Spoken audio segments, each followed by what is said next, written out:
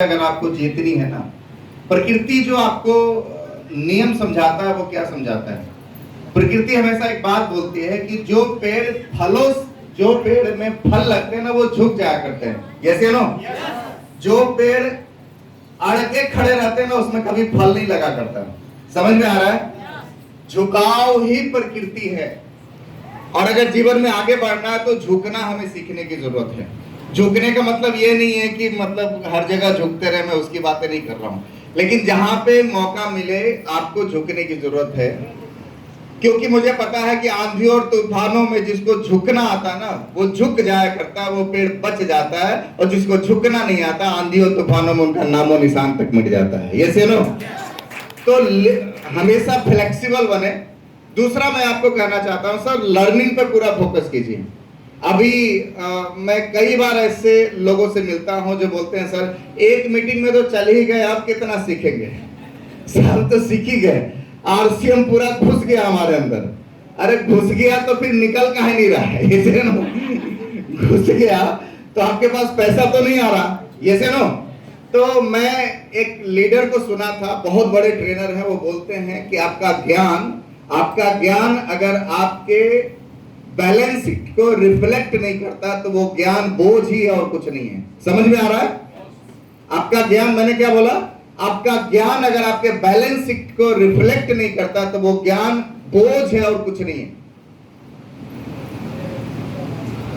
पटना में एक पतंजलि का एक बहुत बड़ा सेंटर है, वहां पे बड़े बड़े अक्षरों में लिखा हुआ है ज्ञानम भारम क्रियाम बिना। आपका ज्ञान बोझ है आपके कर्म के बिना। ये से नो, कई लोग ज्ञान की गठरी लेके घूमते रहते हैं, खूब ज्ञान है उनके पास, इतना ज्ञान है कि उनके सामने आप कभी डिबेट करने बैठिए तो बड़े बड़े डिबेटर भी पानी मांगे, लेकिन जीवन में वो कुछ नहीं कर पाते हैं। रीजन क्या है? हमें बहुत आता है। क्या बहुत आता है? हमें सर एमबीए वाली बीमारी से बाहर निकलिए। मुझे एमबीए वाली डिग्री थी और भारत में और बिहार में, खास करके बिहार झारखंड जैसे जगहों पे एमबीए वाली बीमारी है लोगों के अंदर। और वो बीमारी का नाम पता क्या है? एमबीए मतलब मास्टर ऑफ बिजनेस एडमिनिस्ट्रेशन।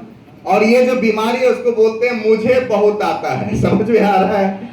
ये जिस दिन आपके अंदर लग गया ना उस दिन आपकी सफलता वहीं पे रुक जाएगी।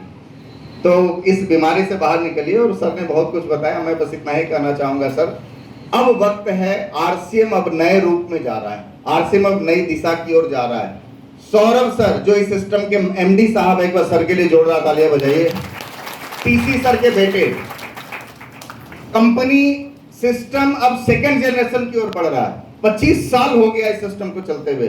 सौरभ सर ने घोषणा किया है साहब, इस साल इस फाइनेंशियल ईयर में 850 आरसीएम वंडरवर्ल्ड खुलने जा रहा है। 850 मॉल आरसीएम को खुलने जा रहा है। नई दिशा की ओर बढ़ रहा है आरसीएम।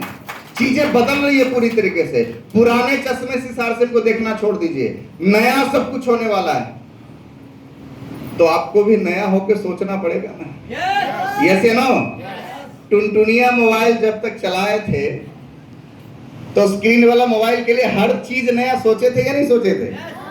कि अचानक से सब कुछ हो गया था, दिमाग फिर स्क्रीन वाला आया। मैं भी आपको कहना चाहता हूं, अभी तक हम लोग उस एरा में थे आरसीएम के जो लगता था ये वही टुनटुनिया मोबाइल है। लेकिन मैं आपको कहना चाहता हूं अब RCM business, RCM system, RCM अभियान अब उस स्मार्टफोन की ओर बढ़ रहा है जिससे बहुत कम समय में बहुत बड़ी सफलता हासिल कर सकती है। यस, तो थैंक यू सो मच। मैं वापस माइक हैंड ओवर करने जा रहा हूं बिलोचन सर को।